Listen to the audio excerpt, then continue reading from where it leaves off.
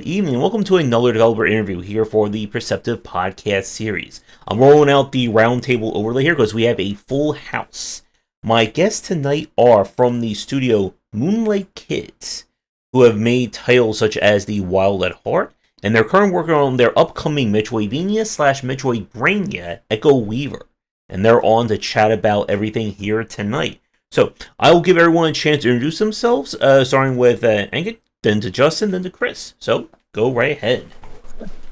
Hi everyone, I'm Ankit, developers of Echoweaver and Moonlight Kids. Yeah, thanks for having me. Yeah, I'm Justin. I do art and animation and some other stuff as well. Many hats, but yeah. I'm Chris Sumsky. I do mostly game design, level design, programming, sort of that bucket. All right, it's great to have everyone on. We were setting this up as part of, I think, the Thinky showcase or Thinky Direct, and we are recording this right now just after Next Fest, so I'm sure everyone is tired after all that.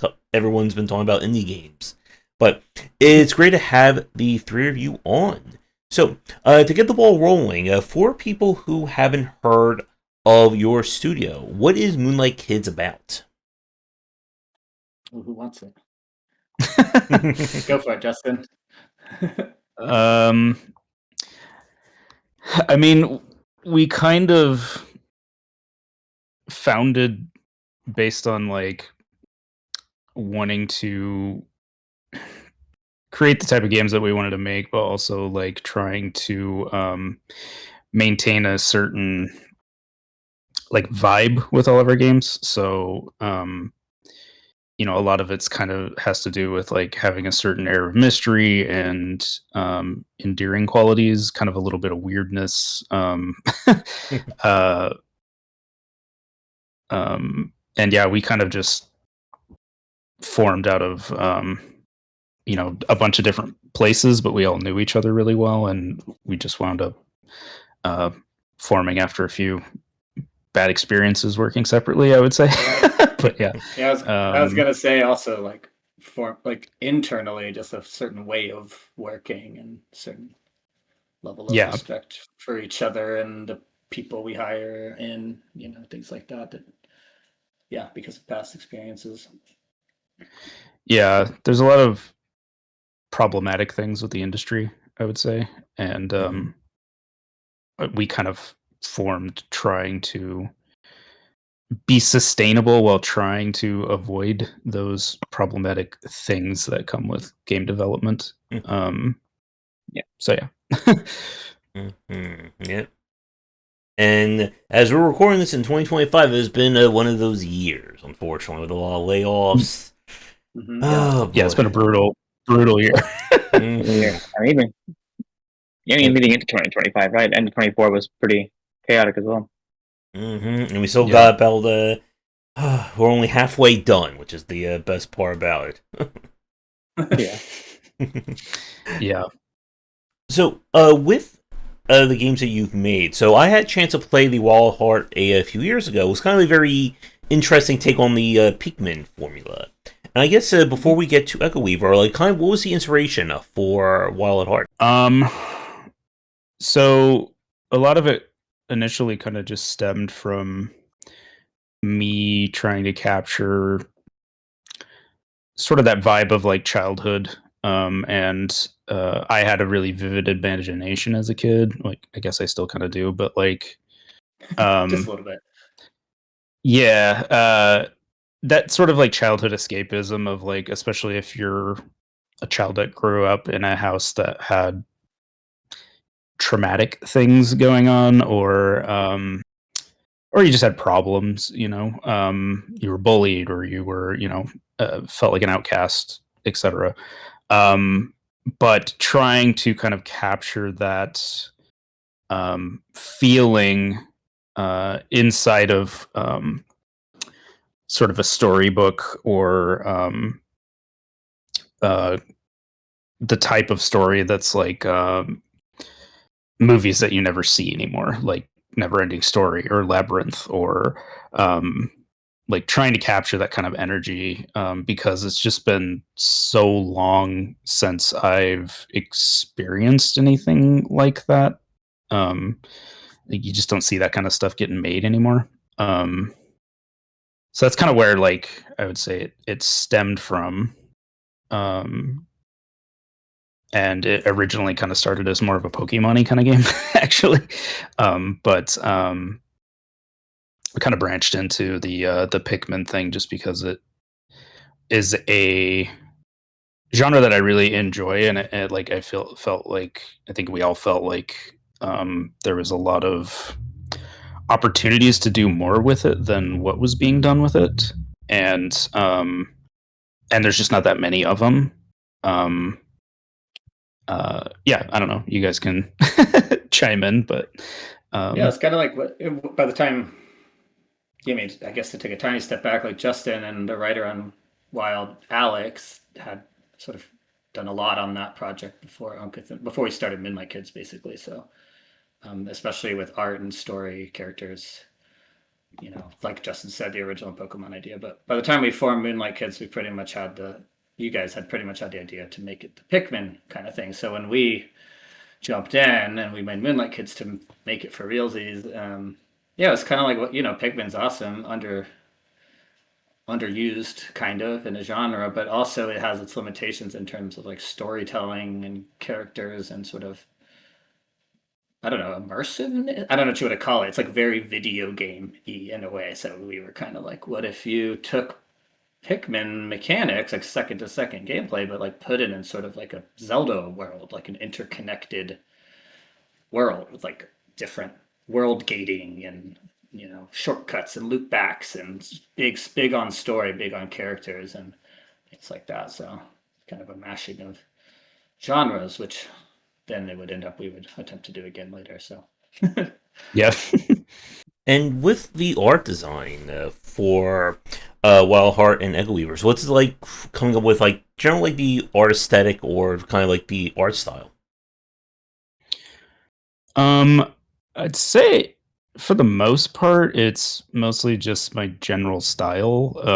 Is sort of that storybooky, like heavily textured, heavily, you know, a lot of attention put into like the color palettes and the brush strokes for like line art and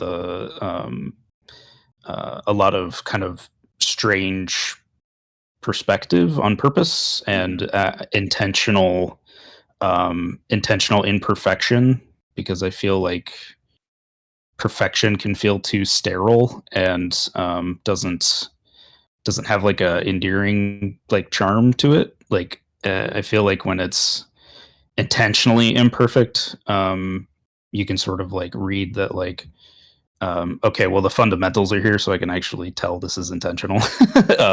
But I don't know. I like that kind of vibe. Plus, for Wild especially, it gave that kind of like childhood aesthetic, right? Because like, kids draw, you know, imperfectly and stuff. So, Echoweavers leans a little more towards, I would say, similar, but a little bit more leaning towards like graphic novel-y, like manga-y kind of, but still maintains that same kind of like core vibe that Wild had, I guess. But characters aren't as like noodly and stuff.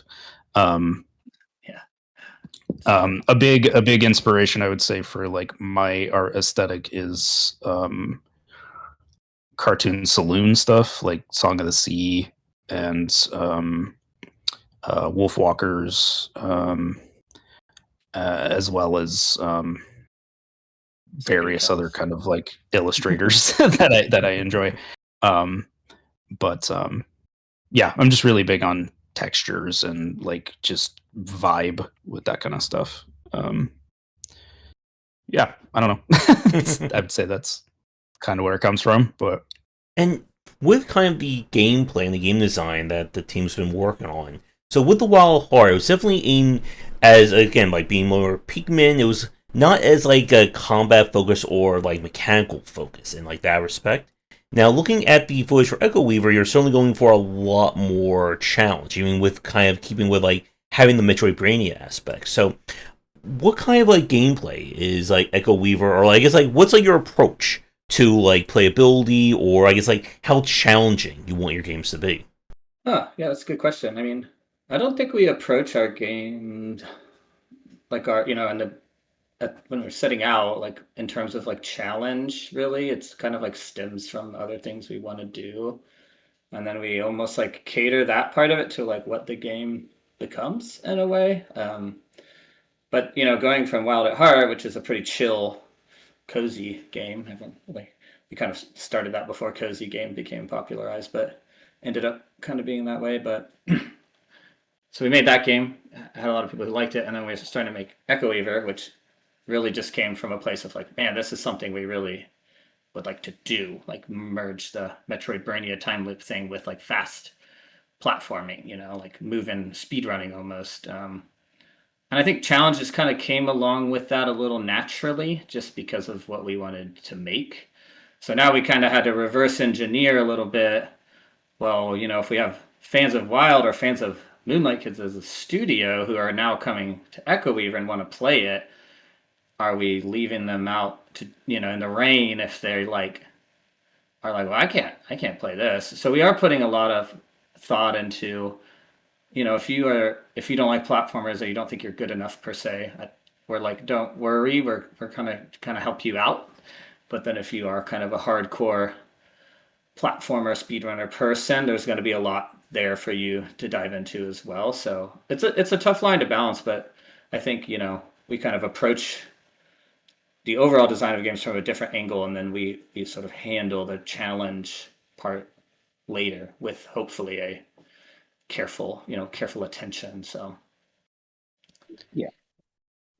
I think we would want everyone to feel like a badass, So I don't think there's going to be like anyone who picks it up who wants to try it who's going to feel like, oh, I don't have the dexterity for this. I don't have the mind hand connection for this.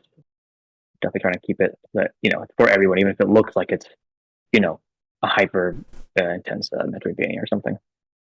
yeah, I mean, even with Wild, people played it and we're like, enemies aren't fun. They're not challenging. It's so it's like you can't please everyone. Like, Right, yeah, we kind of right. made a chill game. They're not really supposed to be kicking your butt.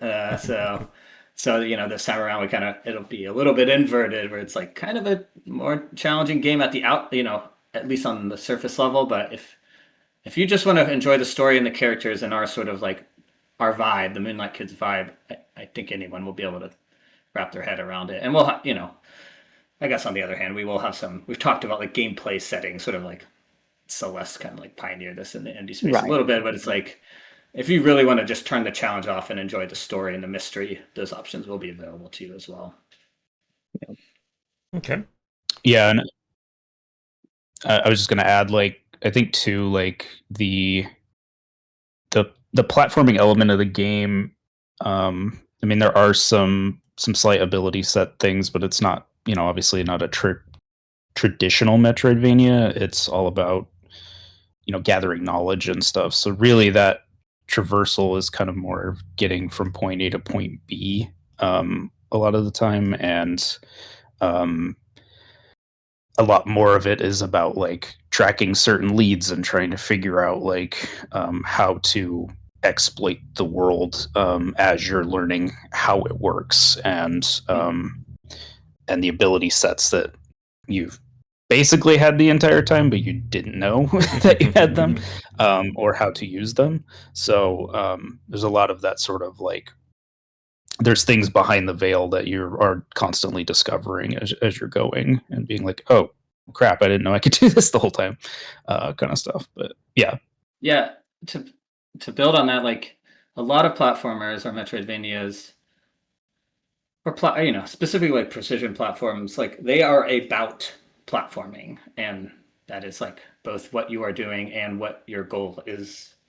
And we kind of wanted to make a game because there are Metroidbrainas out there that we adore and love, but like the second to second isn't always like joyful. And we're like, well, what if the like even moving around the world to get the knowledge and uncover the mystery was like always joyful and fun to do. And so it's like the platforming is more like the like Justin's saying, like the verbs, the action set in which you are accomplishing your other goals, which is the metroidbrainia part of it, uncovering the secrets, building, doing your like yarn board of connecting all the dots and all that stuff, which we hadn't seen done before. So I thought, let's give it a go.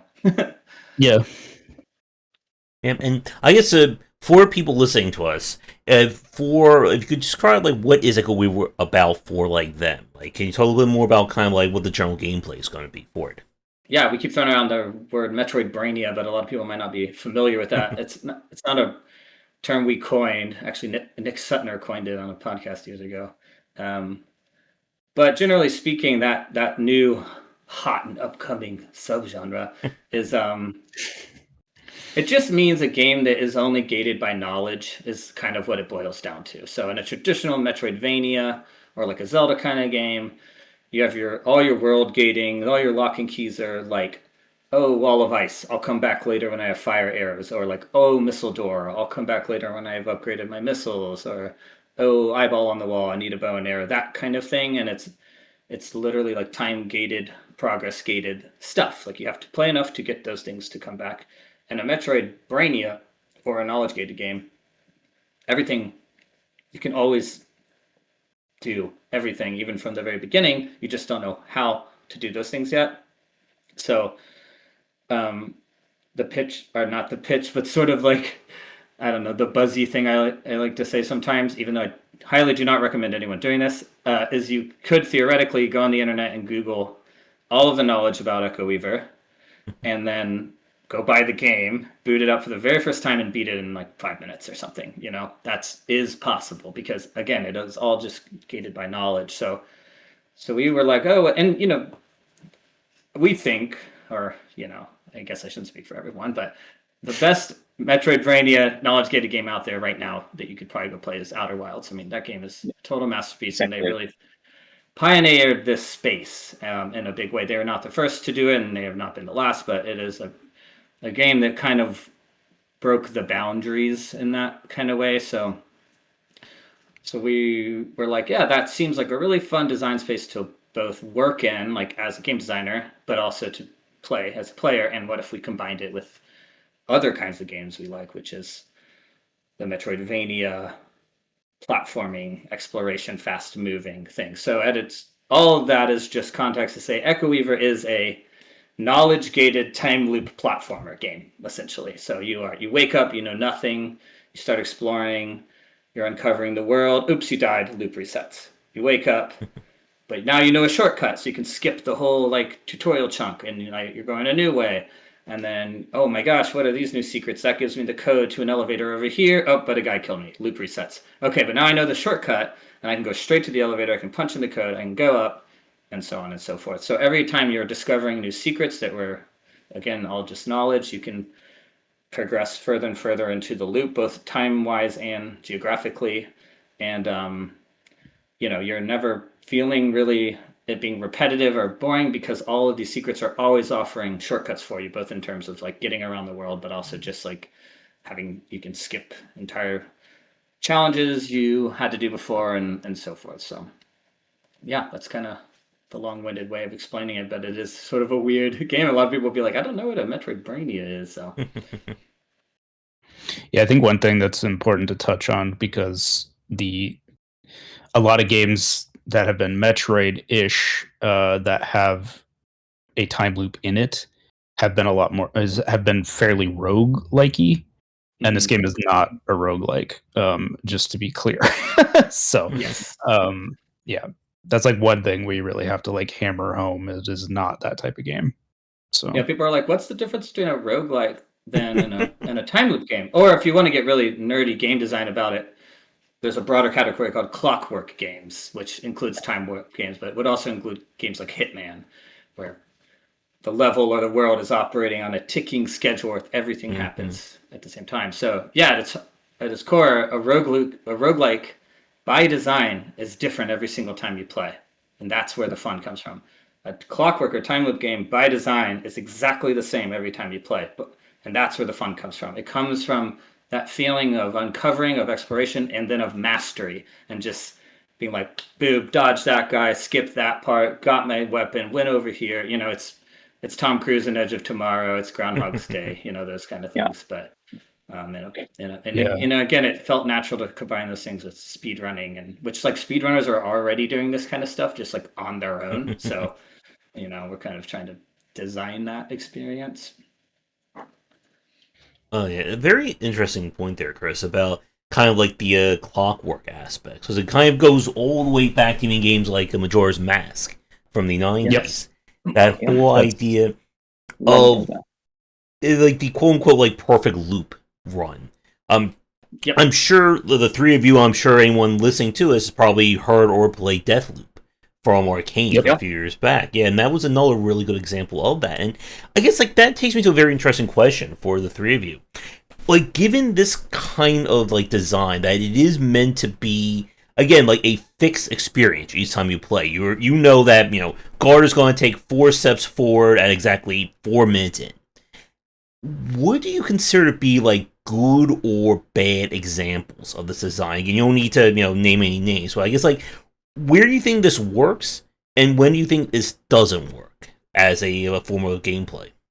I mean, just real quick, I think a big thing is like having examples of those like leads, I guess, is kind of what we call them, where you're taking note of very specific things that happen at certain times, or information that you get, is to like give you enough agency as the player to be able to actually have that influence things in more interesting ways than just like, oh well, I know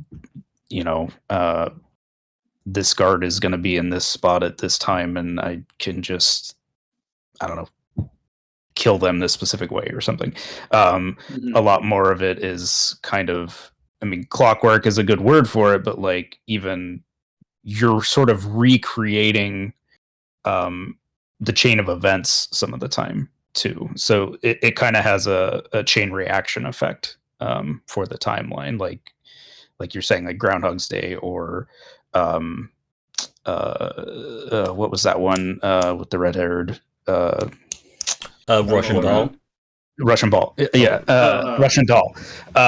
Like that too, where like every time she dies, like she does certain things that kind of like change the course of events for that repeat.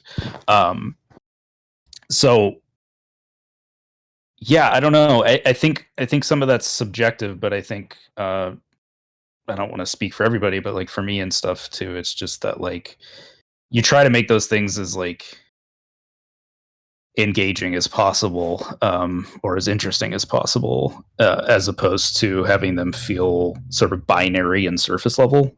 But yeah, I don't know. You guys can touch more, but that's kind of where I go. Oh, you want to go, Ankit? I mean, that's pretty quick. I'll say another part of it is definitely on us as designers, right? Like, you might have an idea thing that's like pretty out there, because on the surface you want to make it like something that a player can do but won't think to do right away, maybe. But there is such thing as being too obtuse, and I think you could run into a situation where the player does a thing, you have some form of feedback, but it's not clear what it is, and it's not clear how to use it, and there's no mention of it in any like log or anything like that. There's design things that can happen that kind of put you, that can set your game back in terms of being accessible and understandable. So that's a thing that a challenge we have to work on, right? Like making it understandable but still hidden. Playtesting is important. This is huge. Yeah, I think we talk about it a lot in terms of, I mean, we don't always use these exact terms, but to try to bucket it, like in terms of like curiosities, comprehension, and then execution. So curiosities are things we want people to notice and sort of pinpoint in their brain, but even if it's not like what like even if they're pinpointing it for the wrong reason, right? We want them to kind of like pin it and be like, oh, something's up there, but not like Ankit's saying. It's very important that they don't understand it yet.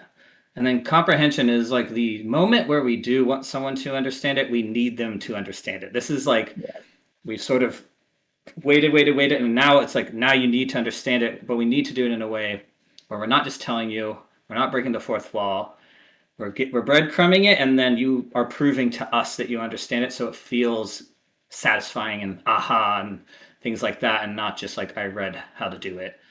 And then execution is kind of, I think, what your question is getting at is like, I now know what I need to do, and I just need to do it. And is that fun and not annoying? So, I think some of the things we work on is like, okay, if once you know how to do a thing, you should be able to do that thing. Like, and you shouldn't have to on demand. Yeah, you shouldn't have to go through a bunch of steps or repeat a bunch of steps or wait around. You should just be like, oh my God, I know bop, bop, bop, all these places where to go and do that. And I'm then either right now or like, I'll just restart the loop and do it right now. It needs to be like immediately satisfying to execute on your knowledge. I think like one example of like a bad version of this is like if like you mentioned Deathloop, and I went to a conference talk once with them, and they referred to that perfect run you were talking about as the golden path, which is a term we have adopted. So that is like what our game culminates in is what we call the golden path. It's like this Rube Goldbergian perfect loop you have to pull off all over the world, right? And so, like if one of the steps in that loop is a timed event, or in the golden path is like a timed event, it's like at the 5-minute mark you need to be here, and it's missable, but you've already done 6 steps leading up to that, and you have like 6 more to do after that. Like that could be incredibly frustrating. And I've played games that I adore where that is required of you, and it's like, man, I like, the curiosity part nailed it, the comprehension part nailed it, the execution part just not very fun, and that can like leave kind of a bad taste in your mouth, especially if it's part of something you're doing on repeat. So that's another sort of design rule we have is like if we are giving you what we call like a gauntlet, which is like sort of a challenge run, a gauntlet run, or this like a timed event, those are usually like dead end designs. So we only require you to do them once, or like we only require you to beat them once, and once you beat them, you get whatever the reward is, usually another piece of knowledge, and then you never have to do that thing again. So it's just like it's a lot of learning from your mistakes and play testing and like tuning this stuff and knowing what kind of clockworky stuff works in dead ends and what kind of clockworky stuff is good for a golden path, or like something we kind of require you to do on repeat. So yeah, beyond just trying to be attempting to not be pretentious as a game designer, but like like you have to think like a gamer a lot of the time to be like, would this, coming at this from like not knowing anything and that kind of stuff, like would this frustrate me rather than be fun? So yeah, I think a really good point about Deathloop too is like the smart thing they did with that game is they have like timed events, but like every time period is actually like a section you're playing, not actually on a specific clock like a timeline. Frozen chunk of time. Yeah, frozen chunk of time. So they really were able to avoid that issue of like, as long as I'm playing this level during dawn or whatever, I can do the things that happen during dawn. Instead of being like, well, exactly 5 minutes, you have to be here and do this exact thing. And if you miss this 10-second window, then you miss it, kind of thing. So that I think that was a really, a good example of like making smart choices with that kind of stuff to avoid those kind of pitfalls where people will get frustrated. Yeah.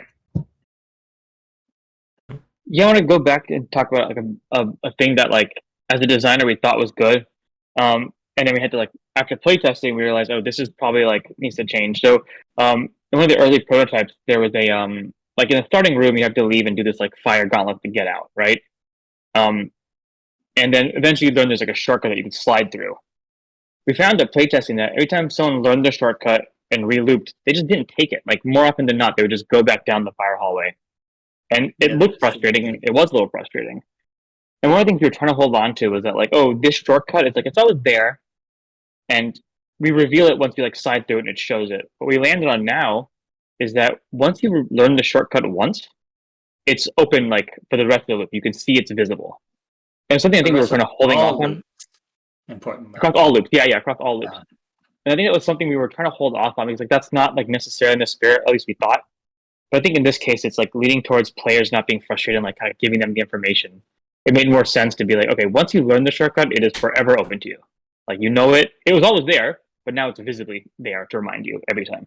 Right. And I think That's an how example. we ended up justifying stuff like that, like it's like, oh, the Weaver is the main Character, player yeah, character. yeah. It's like, well, if the Weaver doesn't know about it, they wouldn't like see it, right? They would just not know. But once they know about it, it's like in their brain, so we can like uncover it because they know about it. So Yes. that's how I think we're justifying like maintaining the spirit of the metroidbrainia, but giving these little UX concessions for just a good game experience. Is just like, well, if the Weaver knows about it, we can indicate it. Because it's not like it's not like you busted a wall down from the opposite side and that stays busted. It was always there the whole time. We're just kind of revealing it. Right. Yeah. And to that point, I mean, something we talk about a lot too is like the amount of things that we're asking people to hold in their heads every, for a certain run. And trying to make sure that that's not, this chaotic ball of overwhelming amounts of things that you're having to like remember and keep in the back of your mind as you're doing a loop. So that's another component that's pretty important that we try to keep in mind. We have iterated. I mean, it is now hopefully final. We need to play test it, but we have iterated on the leads board, the UI that tracks your knowledge, like a bunch of times, and I think it's looking pretty cool now, and hopefully it's doing its job. I'm excited about it. Great. And that's like a very interesting point about kind of like tracking or like unlocking like information or knowledge from loop to loop. Like if we look at like to go back to the kind of design or the thought of the golden loop or the golden run. If we look at something like the original like Majora's Mask, that was kind of again like a basis for a lot of this. That game wasn't necessarily designed around a golden loop. You had kind of like, you had to go to each one of the dungeons. So each dungeon itself or each path was kind of its own, self-enclosed loop. And then, of course, you do all the dungeons, you go to the final battle, etc., you win. For when we look at stuff like, again, like Deathloop, Echoweaver, and I think there's been like a few other like smaller games that have done this. As we said, like there is the whole concept that if the player knew what they were doing, or as we said, if they looked it up before they start playing, they can finish the entire game in like 5 minutes. Like they already have all the information. With kind of like, as we were saying, like the difference between a roguelike and a clockwork game. Like roguelike again, or roguelite, is you have the whole upgrade system. That, I die on this run, I can now upgrade, I have more health, or I have more damage, or I unlock double jump. With kind of like, I guess like drip feeding, like information and kind of permanent stuff for the player, like how does that work for a game like Echoweaver in terms of, as you said, like you want it to be kept that, you have this golden loop, but you still, like to the UX example of like permanently unlocking or permanently revealing a shortcut. How do you approach, again, like permanence in a game like this? Yeah, like progression. Yeah. So the really straightforward way to answer that is like again, like Zelda, right? It's like I need the hook shot. Like, so that's a component of progression in Zelda, is like I get the hook shot, now I can shoot the eyeball switches or grapple to certain things, so I can like grapple up stuff now or whatever. But in our game, an example of that would be, well, maybe there's a way to teleport from one point to another, but you don't know how to do that. But once you get the knowledge as to like, oh, here's how I can actually pull that kind of stuff off, and here are the situational things that need to be in place, that I can now do that. So that's sort of similar in the like, I'm getting an ability per se, but it's fed to you in a way that's based on learning and tracking knowledge. So, that's I guess kind of a like permanence example, because from then on it's like I have this now. I know how to do this. Yeah, we're just like burying a lot of things, triggers basically for you to turn on abilities, kind of. Like that's the simplest way but we're trying to be spoiler free here. But like if I told you, if you were real life in a time loop and you ran for an hour and then found a hook shot and then the time loop reset and you're like, oh my god, I gotta get that hook shot again. But if I was like, haha, but if you tap your nose 4 times, the hook shot appears in front of you. You're like, oh sick, okay, now I have a hook shot. And then like now you would probably try tapping all your body parts 4 times, seeing what else happens. Nothing. Hopefully, if the designers did their job right, because it's like we have to subvert our own tricks every single time and hide triggers in other ways. But we're just doing a lot of those kind of hidden triggers that turn your abilities on. Yeah, there are a few permanent progression things, like actual items. We kind of mask them as like memories. So like the shortcut, they're a thing the Weaver like learned and so or found or remembered that they knew. That includes, for example, like a permanent time upgrade or health upgrade, just as an example. So those are like kind of actually progression, like classically, but we're using them sparingly. For the most part, it's kind of what Chris was saying, where you like do a thing to get something quicker that you normally would have to run to go get. Yeah, we really didn't want to have to do permanent upgrades for a long time, but we caved.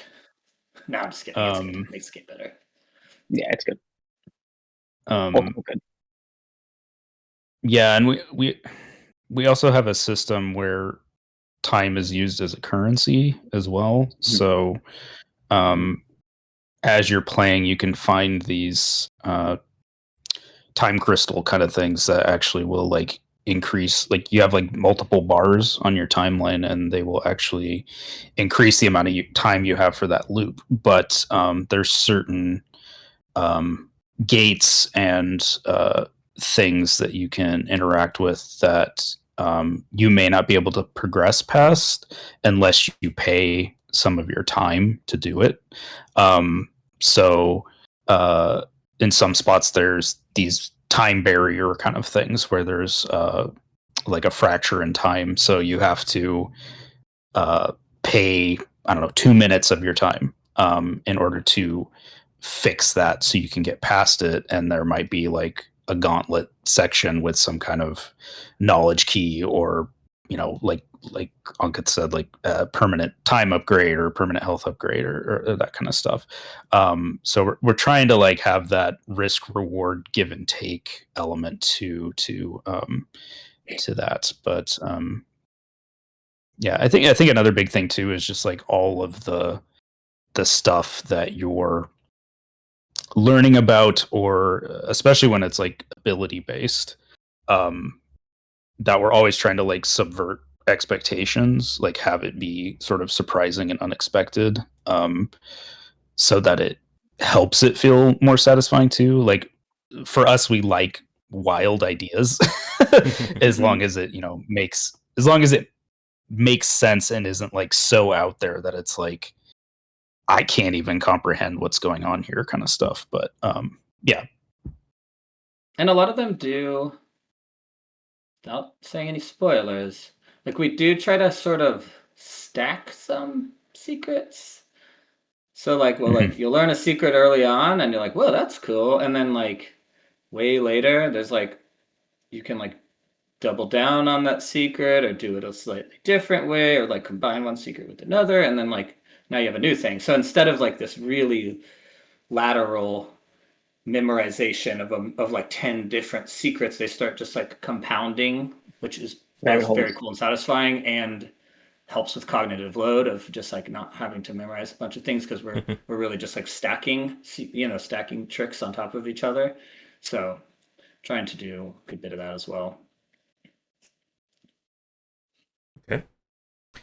And with kind of like, I guess like giving the player the information or trying to give them the tools to solve the perfect loop or something like with Echoweaver. Like something that I talk with a lot of like adventure game designers about is kind of like the logic they use for their puzzle designs. and what they want to give the player, how much they want to make it a quote unquote puzzle. So with a game like Echoweaver, again, spoilers notwithstanding, of course, as like the team is like figuring out what they want the golden loop to be, what has that been like in terms of the development process of trying to like figure out, okay, what exactly does winning look like in our game?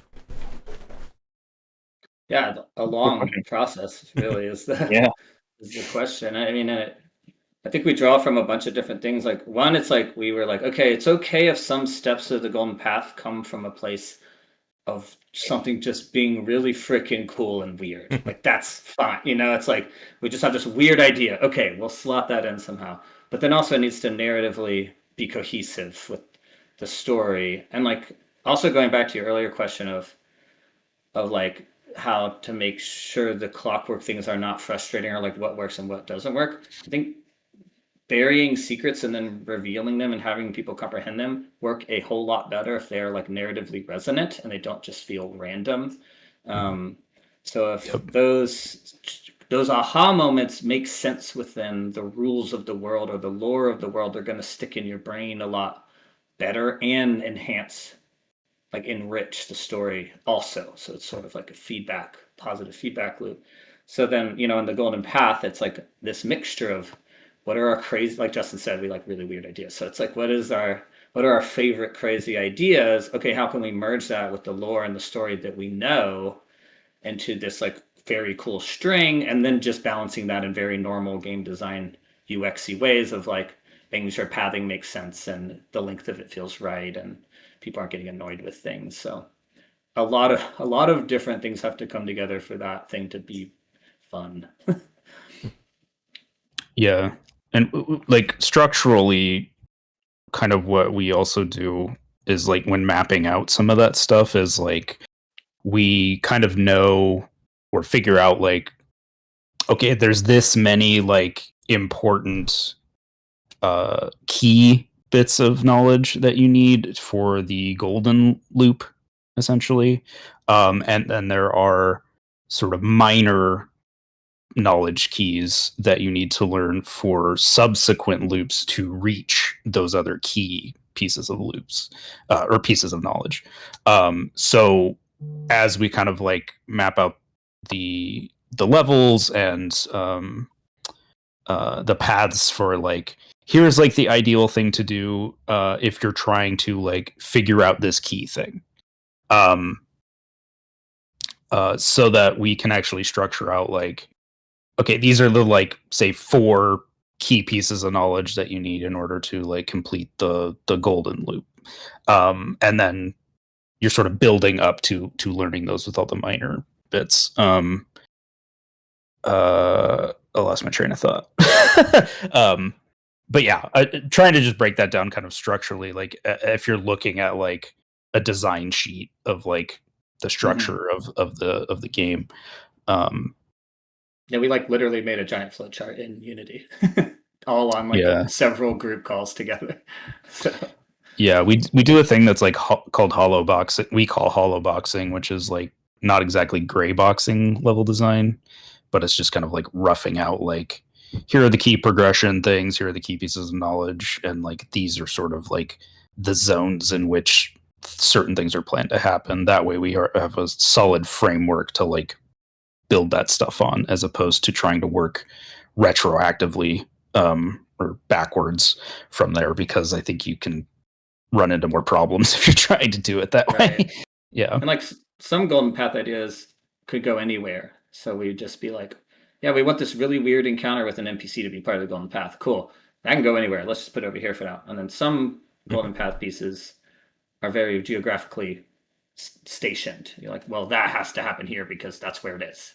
And then some golden path pieces are like narratively driven, or some could move around depending on like when in the loop you do it. And so, yeah, it was just this big hollow boxing flowchart that we were shifting things around. And then of course you have to make sure you check some boxes that like, are we going everywhere you want you to go? Like sort of one last world tour, like for your final run. And are we making sure you get to use all your coolest abilities like at least once? So we're like, it's like satisfying payoff. Like you feel like you get to perform like to your utmost because you learned all this cool stuff. So you just like slot it all in. You're like, well, we need to slot that. We forgot about this. Got to slot it in. Okay, that shifts a few other things around. Yeah, so it's fun. It's a lot. I mean, it was. We're still not. I wouldn't say we're even done with designing the golden path, but yeah.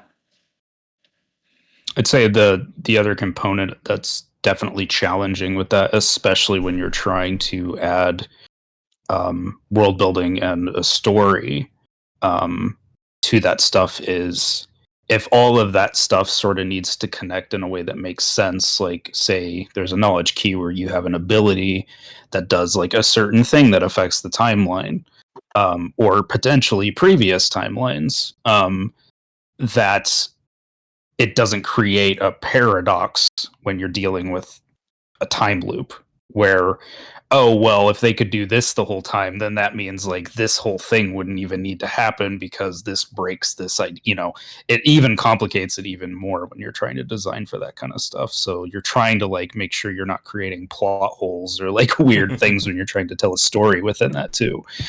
So all of that has to be like considered and thought about and talked through every time we're like coming up with those things. So that it's definitely a challenging type of game to design, but it makes it that much more satisfying to design for, when you're like, oh, we figured it out. Like, yeah.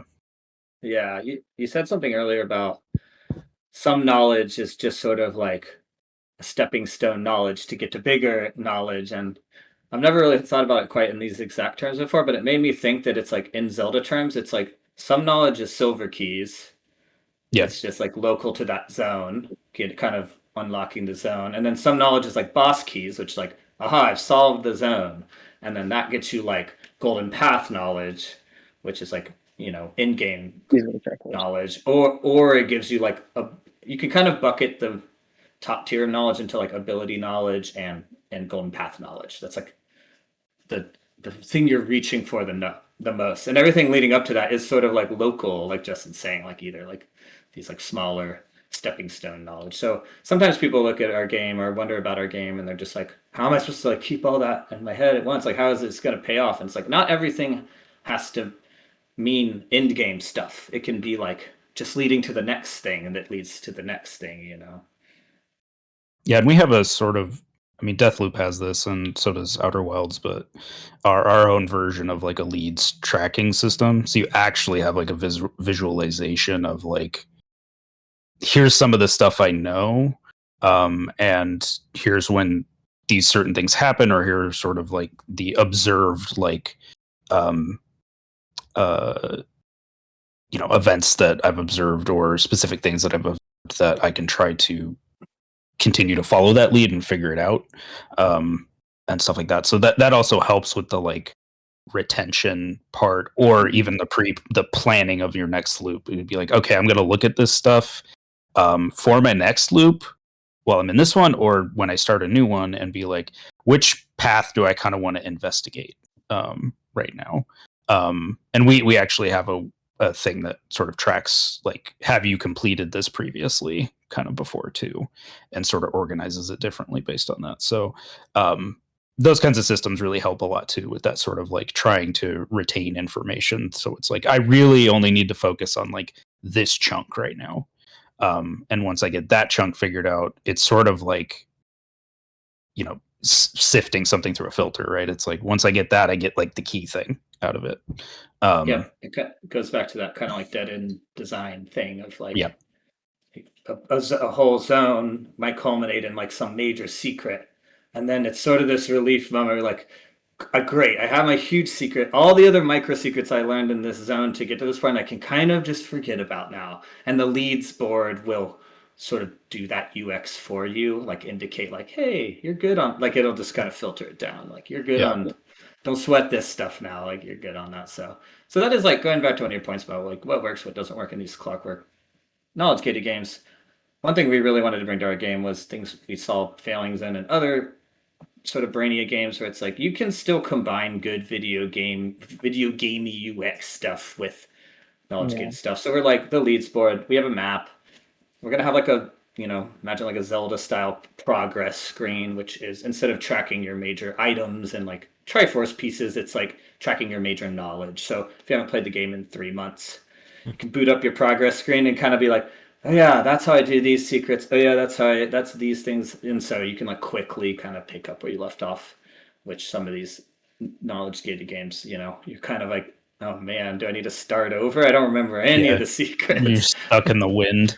Yeah. To go back to a point that everyone was talking about a few minutes ago in terms of like the different, I guess, like knowledge gates or different rewards, and the one that you mentioned, like, okay, you now know if I hop on 1 foot 3 times, that triggers double jump.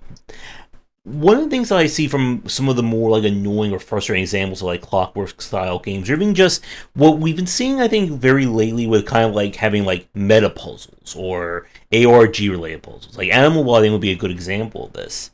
Is when you have this kind of, okay, you can play the game, but now if you want to unlock, the real puzzle, the real solution, you need to know that, okay, every green block you were supposed to spin jump off of to then get the key, to then do a dash into the red block that was, somewhere over here that you would have no idea of even remembering or even knowing even to mark that down.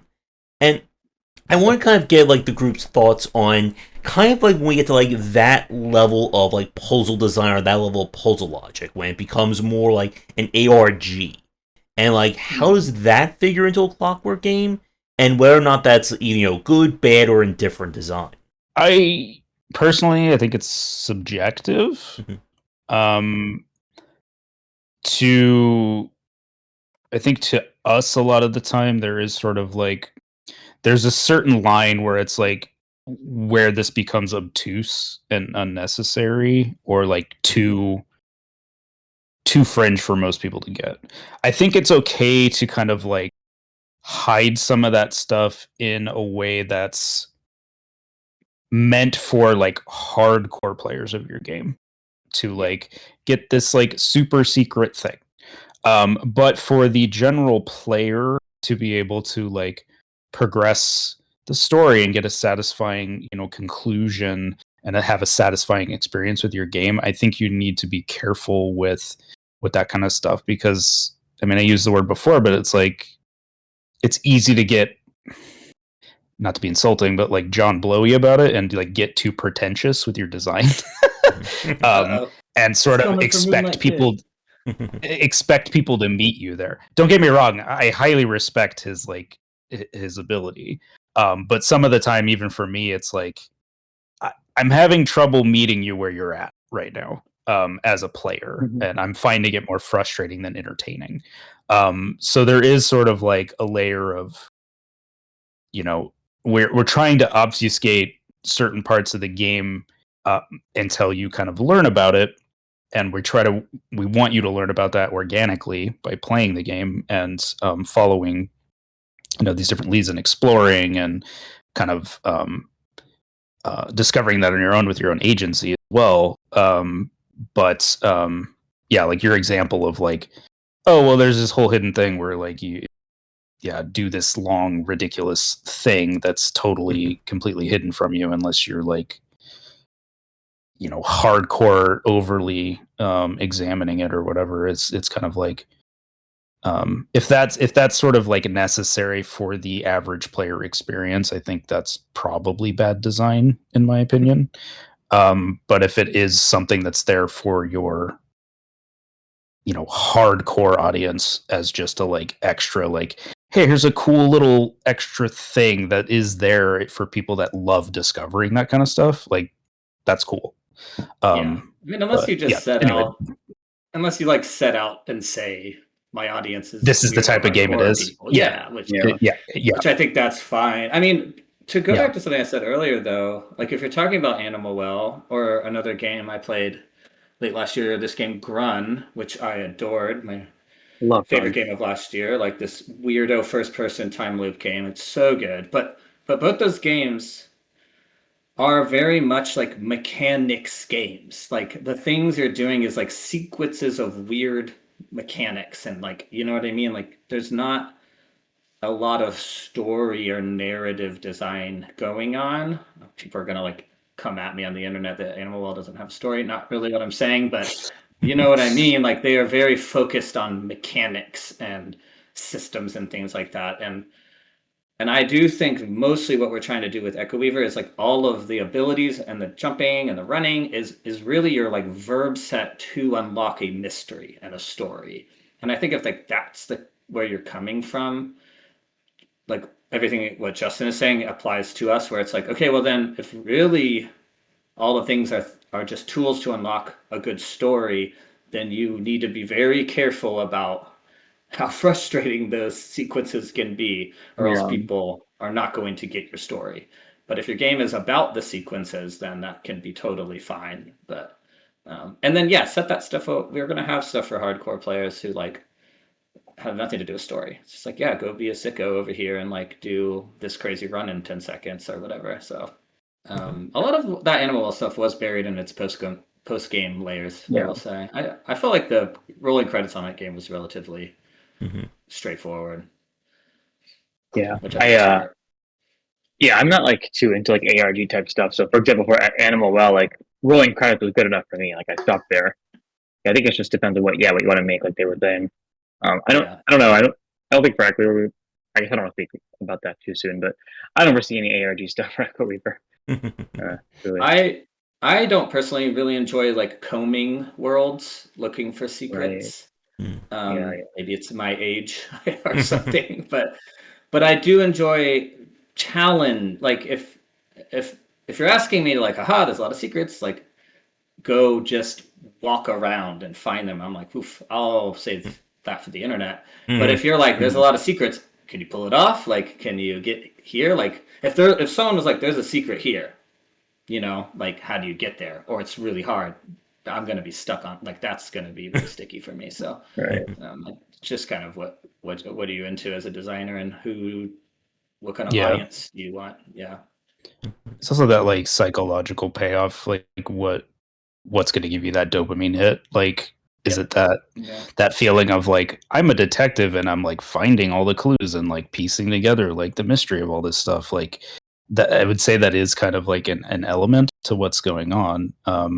So there is that sort of like, oh, like, whoa, this is like what actually is like going on. Like, or, even with, like the knowledge key sets was like, oh, I can like, I didn't even know like that I could do this or that or whatever. So that is sort of that, like, I can put a pen in my detective board kind of like dopamine satisfaction, I would say too. I mean, we jokingly call the game core detective game because of the platforming and everything. But and with kind of like to Chris's point about like approaching like secret design, I think I'm very much that same way. That if the secret is, you were supposed to figure out the 4 colored stones have to be in the exact precise order on one specific tile, I'm just going to look that stuff up. Like I've played lots of like puzzle games and even like metroidbrainia style games for years where at some point I'm just like, you know what?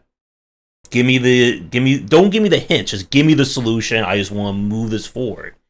But from a challenge standpoint, again, like people who've watched me play any kind of like technical or mechanical based game, they know that if there's like a super hardcore platforming challenge or tech challenge, I will do that. I spent a lot of time with Hollow Knight as a good example on that one. Yeah.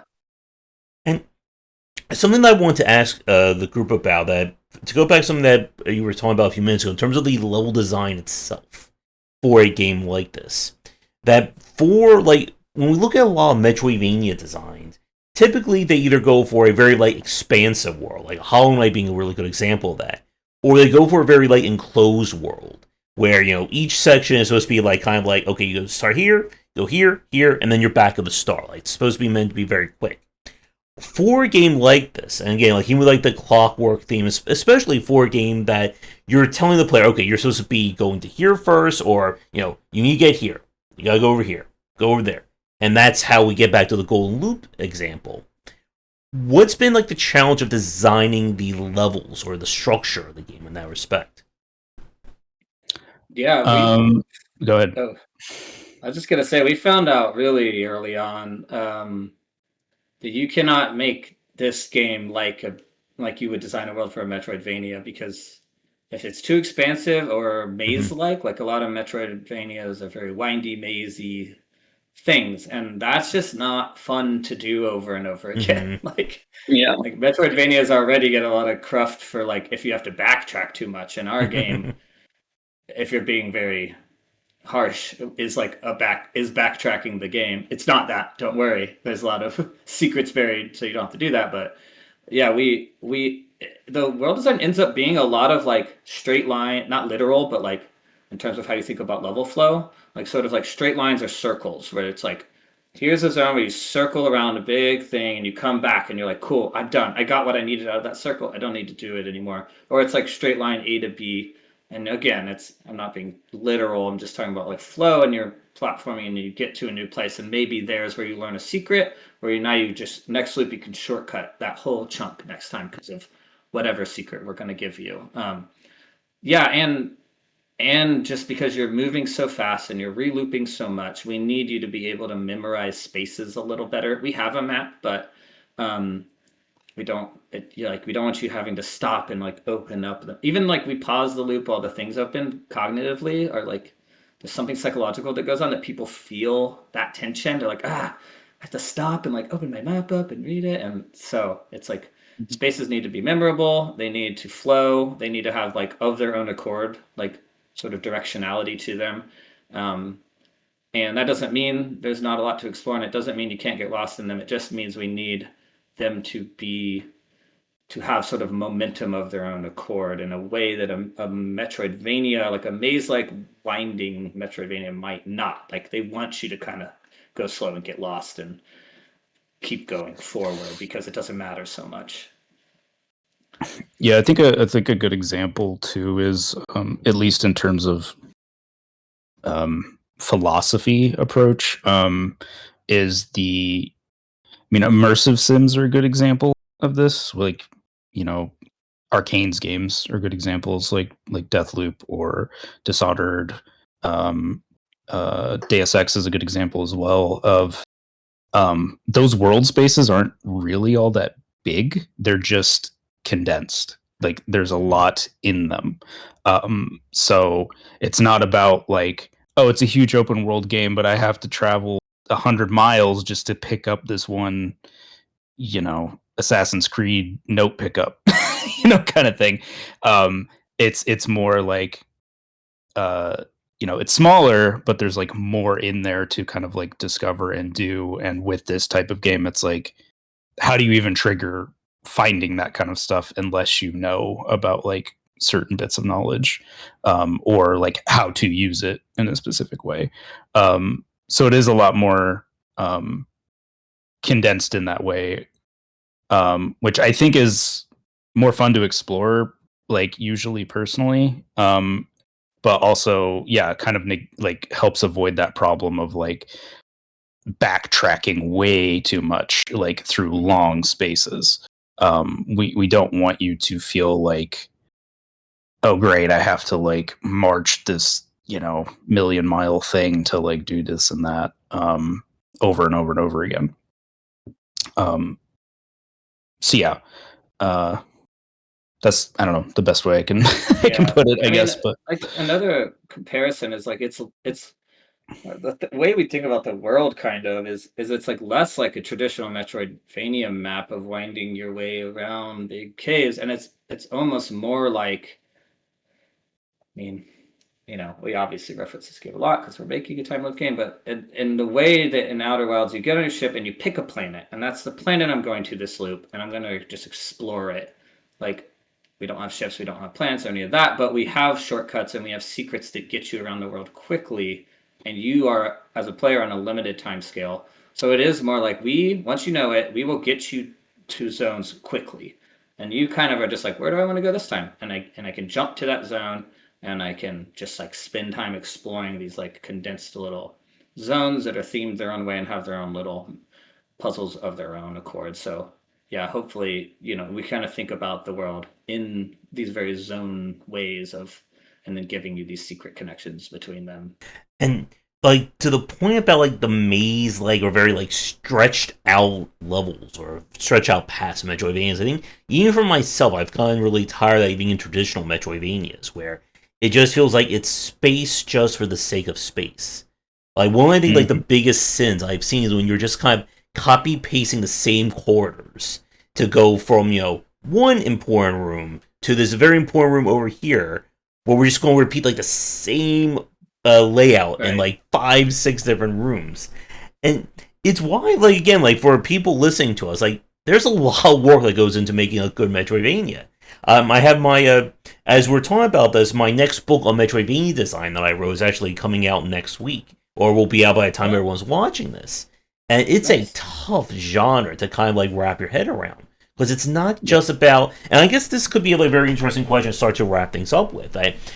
The challenge of Metroidvania design, Metroidbrainia design, is that it's not really about building like a pure platformer or a pure puzzle game, but it's really about, again, like this like sense of really important pacing to like how much do you give the player, when do you unlock this, and we were talking earlier about kind of like the discovery aspect that okay, I know now how to glide, or I know now that this can be solved this way, and from like this kind of clockwork perspective, like how has been like the approach to pacing this stuff out?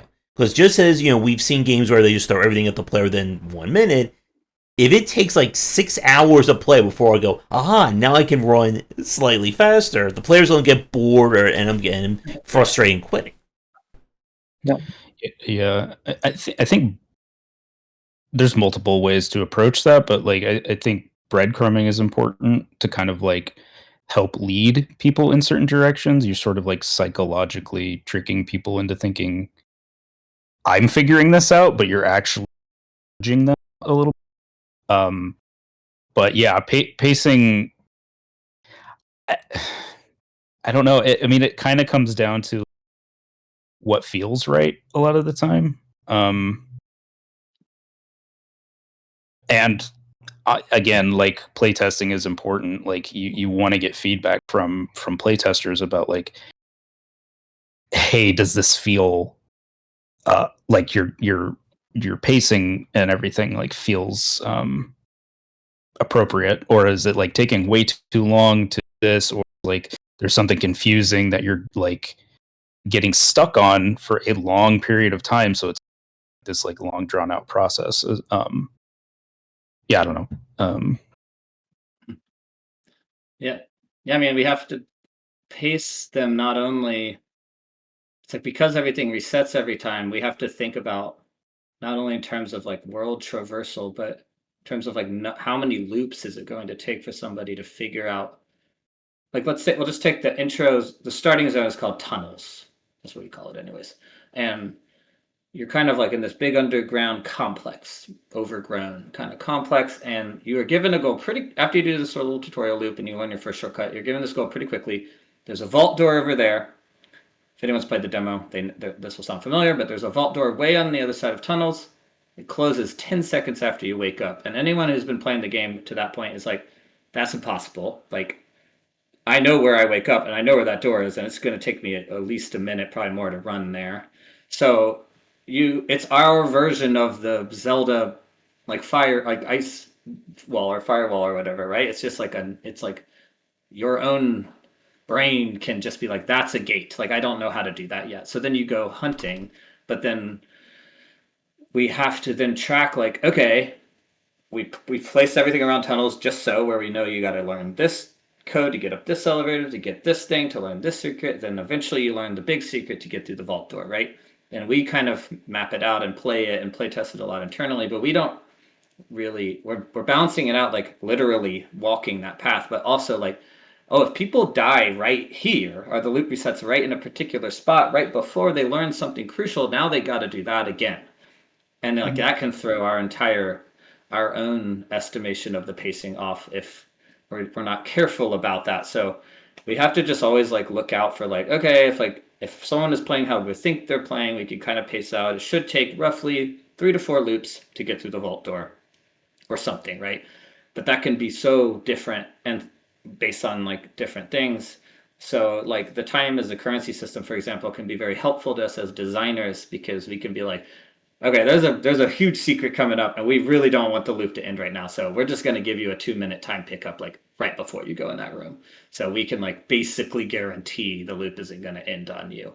And then you just play test it a lot, and you do that over the course of the whole game at a macro scale. But I think one advantage we kind of have over traditional Metroidvanias, ironically, is because we start you over every single time, it does give you this mental beat to be like, "Hoo boy, I've been bashed my head against the church now for 4 loops. I think I'm going to go somewhere else." And because the start of the game is roughly central in the world, every new loop is a fresh start, and you can be like, I'm going to go left this time. I'm not going to go to the church, and you can just kind of like pick another zone to go explore.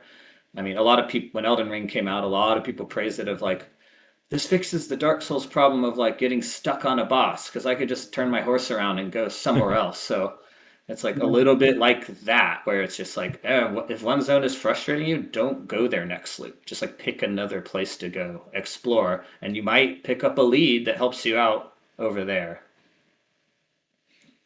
And I think that's like tangentially related is like the tools we give you. I mean, early on we like even like knowledge gated double jump as just as an example.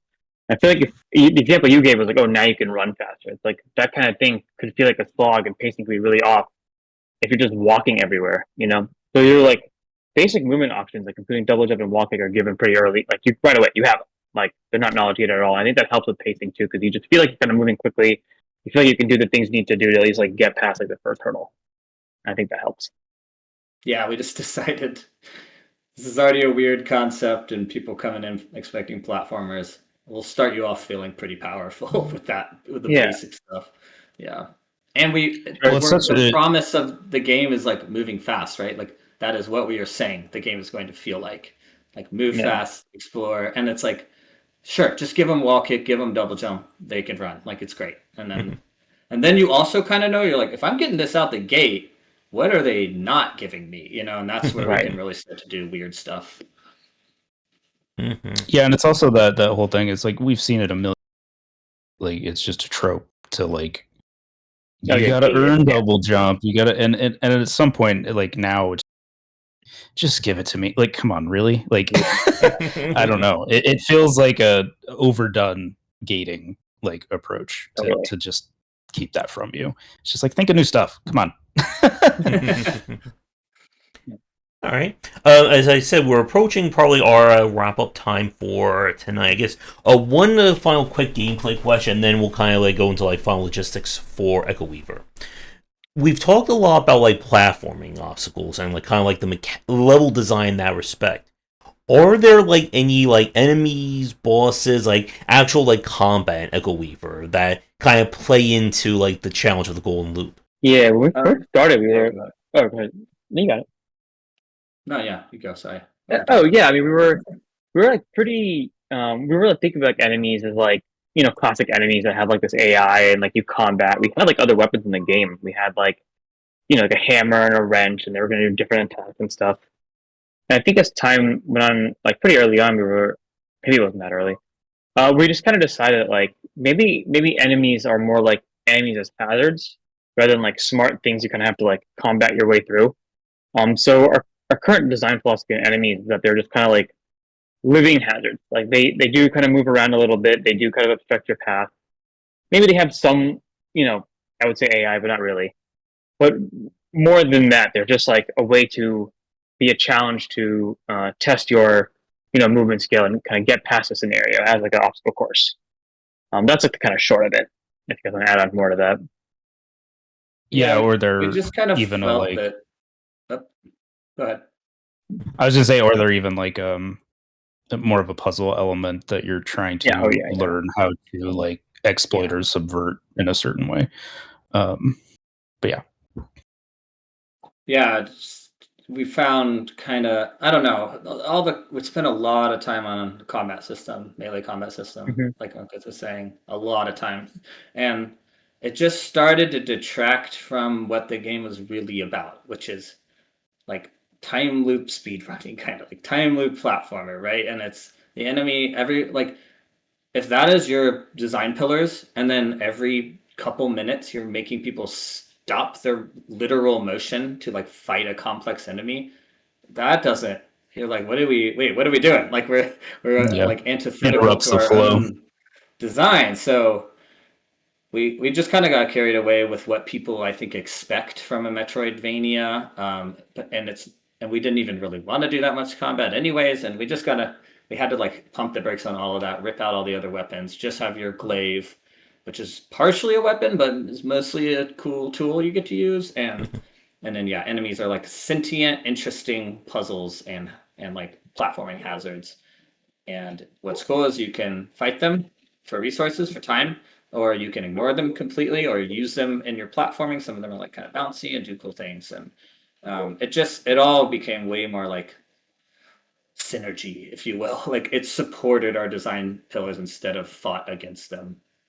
I think it's really telling when we did some early playtests. Some of the players were kind of like, it sort of feels like combat was like an afterthought, which it wasn't. We were really trying to like have it up front. But I think what they were even suggesting, like it'd be interesting if like you didn't even have combat with these people, which we were already thinking about.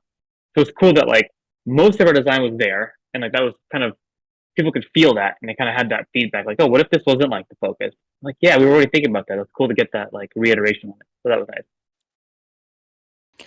Yeah, I think the other element too is when you're a small studio too, and you're trying to like work on a tight budget and in a tight timeline a lot of the time as well because of a tight budget, your pillars have to kind of be your main focus, and with combat especially, I mean, we talked about this a lot. There's just so much people expect from how combat feels like, and it takes so much time and testing and everything to get combat to feel good. Very hard. Yeah, and if it's already doing something that we feel like it's interrupting pacing in a way that doesn't support our main game pillars, it was kind of a like, well, we're kind of like cutting the fat, but also like avoiding this whole time sink of stuff that's not even going to make the game better necessarily.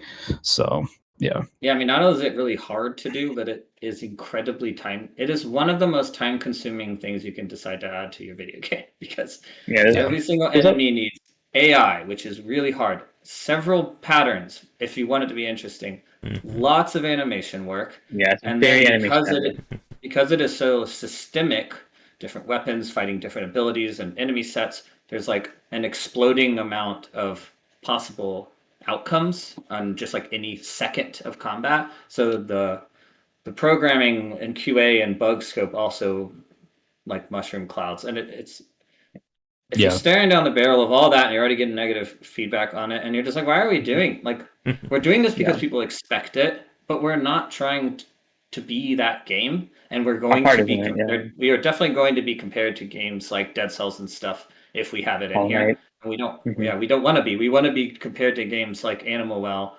and Outer Wilds and stuff like that, right? Not Hollow Knight and Dead Cells. So all right.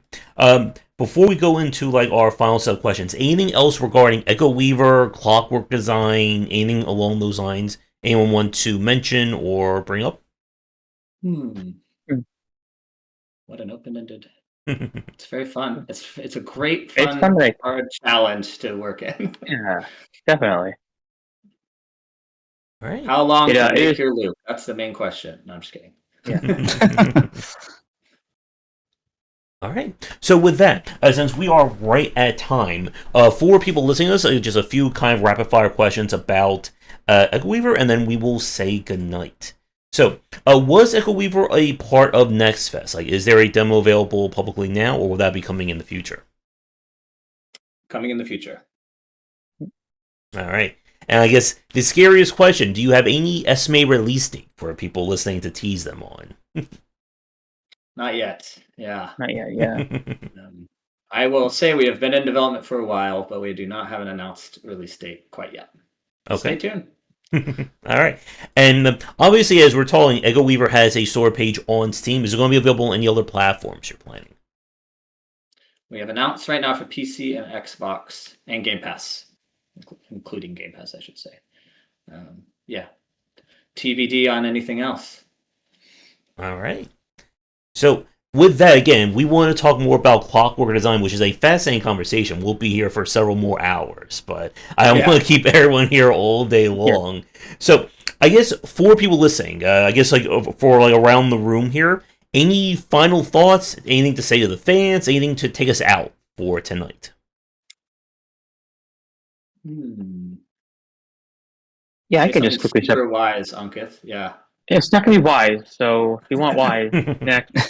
No, I just we're all really excited about what we're working on. We hope, when it gets in your hands, you enjoy and you're excited too. I hope the mystery is kept alive and you can we can take you along the journey and you have fun. That's kind of all I wanted to really say. Yeah, I mean, despite what I said earlier as my example, don't look anything up. Yeah, don't look it up. Yeah, you'll ruin your experience. Go in blind. Like, honestly, the least you know about it, the better. I mean, and I think that's true for anything trying to explore in this design space. All right.